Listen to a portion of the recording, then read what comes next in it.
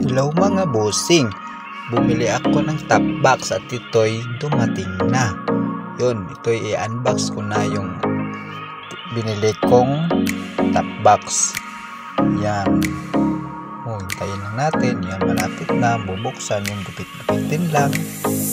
At saka para malalaman natin at may lagyan na tayo ng pandesal na pwede na tayo maglako ng pandesal. Yan. Tagal naman nabuksan to. Kayang pinagtali nila dito. Matitigas pa. Yan. Uy, malapit na. Yan. Kunti na lang at makikita na natin ang top box na binili. Basta 45 liters na top box. Yan. Maganda ang pagkabalot ng top box. Secured na secured. Kasi pag hindi ito secured, ibabalik ko ito sa kanila. At sayang ang aking pera. Sana binili ko na lang ng pagkain at ako ay mabubusog pa. Yan. At saka isa pang bubuksan. Yan, gupit-gupitin muna natin. Para makita natin yung laman ng box na ito. Yan. Dahan lang sa pagbubukas. Baka masira yung ating binili na in-order. Yun, napakaganda. Super protective.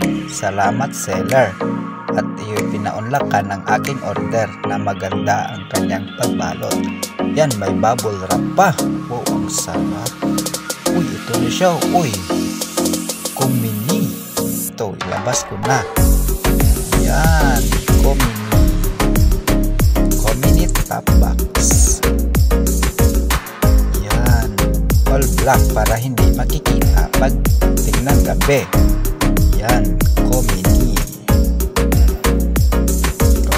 Double plastic pala ito. Yun, mayroong lagayan ng tubig at backplate. Yun, maganda. Masarap sa likod pag mag-aangkas ka. Yan, may instruction din na manual. At saka mayroong susi. At saka ito yung mga nut. Yan.